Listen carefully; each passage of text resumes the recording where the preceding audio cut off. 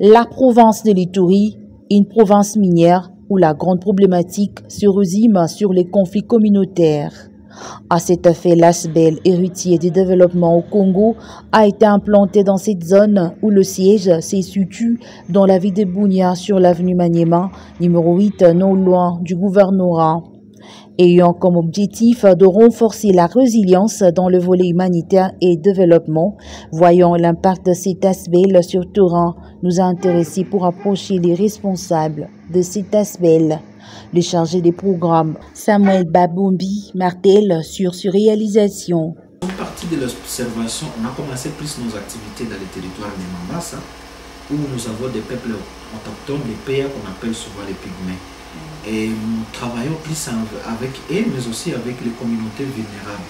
Et parmi les activités que nous avons développées, nous avons développé des activités dans les volets de l'agriculture. Nous avons développé des activités dans les volets d'élevage. Nous avons développé aussi des activités dans les volets pêche, du côté du lac Albert, du lac Kassem, où peut-être ça va arriver, mais l'année passée, on a donné des unités de production de pêche aux pêcheurs et que nous sommes en train d'accompagner avec eux, ensemble, pour voir, et nous sommes en train de voir dans les jours à venir si nous pouvons même faire des élevages à cage pour ne pas mettre trop de pression sur les lacs, parce que la croissance démographique est là, le nombre de gens a augmenté, mais la quantité de poissons diminue presque au niveau du lac.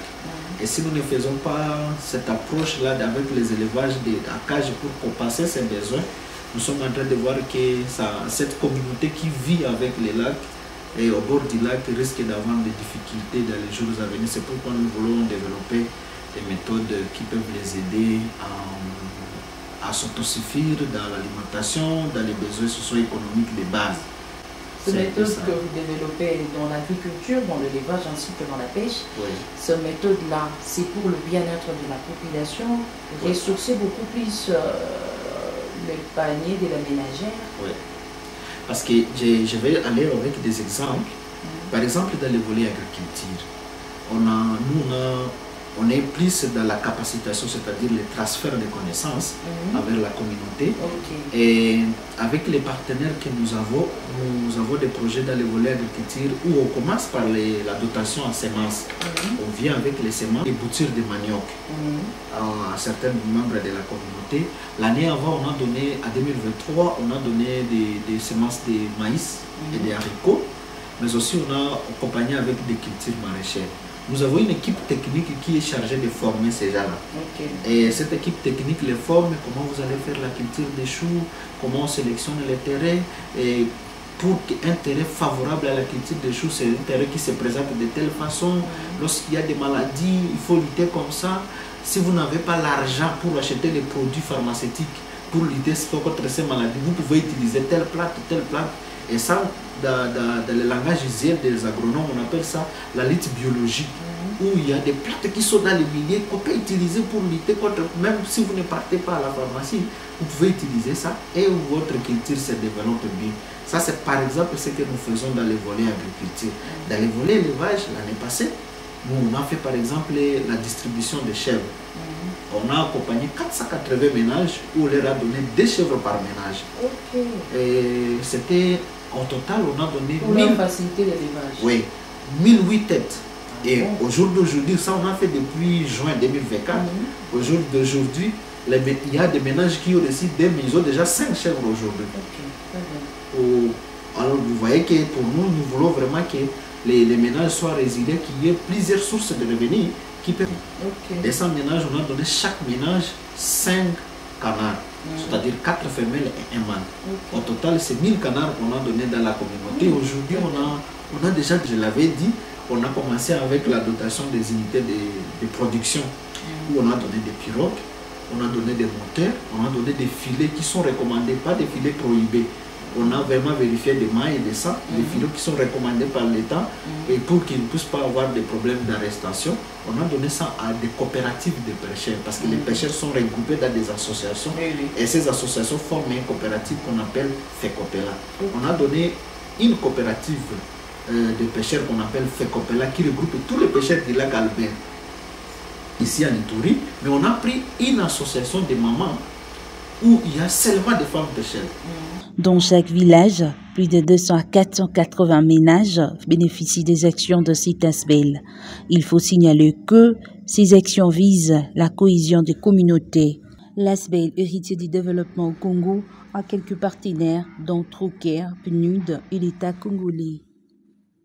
Les partenaires, pour l'instant, d'abord, nous avons un partenaire privilégié chez nous, c'est Trocaire. C'est une organisation irlandaise qui est ici en province de l'Ituri. Trocaire. Oui.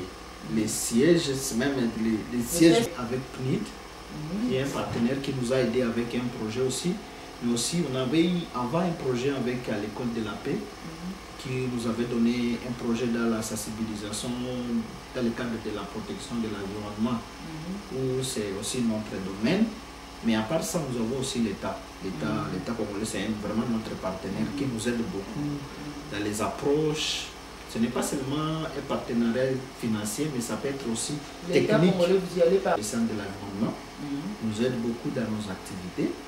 À part ça, le ministère de l'Agriculture, avec la division des services de l'inspection provinciale de l'agriculture, et même les services de pêche, parce que nous travaillons avec les pêcheurs, on doit collaborer avec les services, même les services des plans qui veulent montrer, bon, souvent quand on a des projets, ils voient est-ce que notre projet est aligné sur quel pilier, sur quel objectif. Au cours de cet échange, Samuel Baboumbi a exposé quelques projets pour cette année 2025. Nous aurons une activité de plaidoyer à Kinshasa. On ira jusqu'au ministère des Pêches et on aura, parce que les pêcheurs sont en train de connaître un peu de difficultés, nous voulons que l'État puisse nous aider à assainir ces secteurs pour que ces pêcheurs se retrouvent au moins dans ce qu'ils sont en train de faire. À part les projets organisationnels, nous avons des projets contractuels avec nos bailleurs. Nous avons des projets que nous allons implémenter en territoire d'Iron. Ça, c'est d'abord parmi les activités qui nous lient avec nos partenaires. Et nous allons aller dans ces projets avec les approches, jusque dans la transformation des produits agricoles. C'est ces projets qui permettent, au niveau organisationnel, nous voulons plus aller dans le renforcement des capacités de notre staff, parce qu'il y a encore des besoins. Nous sommes dans une zone où c'est vraiment post-conflit, je peux dire, où nous devons améliorer nos approches de mise en œuvre des projets. Nous devons avoir vraiment une sensibilité énorme au conflit. C'est pour que nos projets ne puissent pas arriver à créer encore des conflits dans la communauté, et ainsi de suite. Mais nous avons des activités d'élevage que nous avons prévues pour que nous puissions avoir un peu d'argent pour l'organisation, parce que les personnels qui sont là, c'est un besoin. Ils ont besoin de salaire, l'organisation a besoin de payer son loyer, l'organisation a beaucoup de besoins. Nous avons des bureaux dans les territoires, on doit payer, et comme source de revenus, c'est par nos activités génératrices, par exemple l'agriculture dans les secteurs où nous intervenons. Nous avons des champs que nous allons faire, nous avons les volets élevage que nous allons faire aussi. Et au-delà de ça, on va aller chercher des autres financements ailleurs, auprès des bailleurs. Hors du pays, vous n'avez pas de partenaire? Trocaire, c'est une organisation allemande, comme vous avez dit. Irlandaise. Oui, ce n'est pas une organisation de la RDC.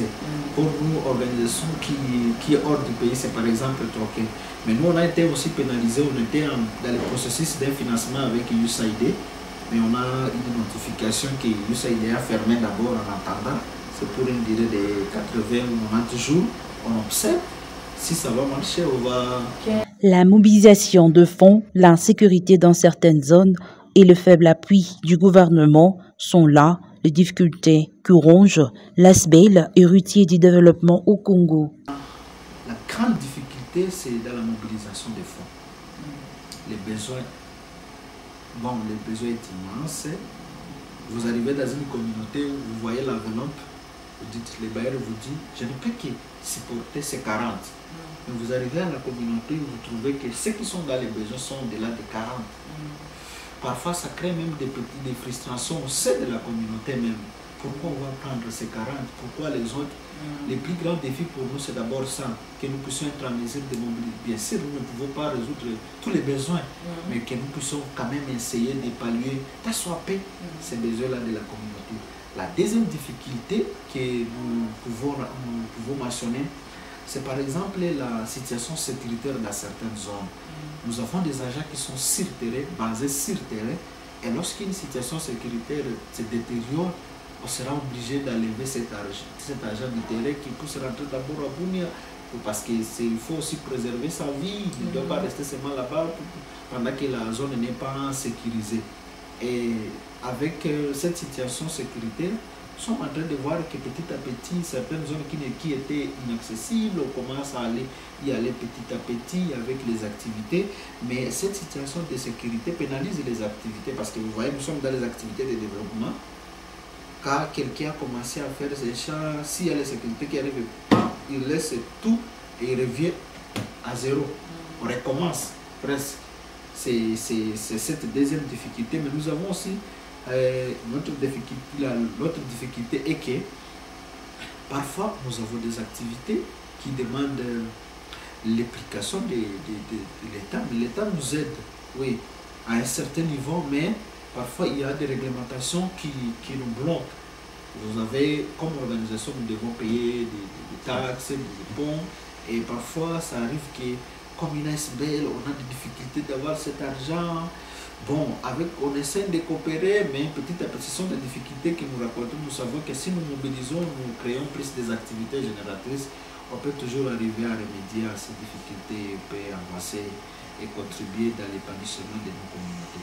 Pouvez-vous lancer que le gouvernement nous aide à donner la sécurité dans la province. Parce que s'il y a la sécurité, même quelqu'un qui a 1000 francs, il peut contribuer dans le développement du milieu.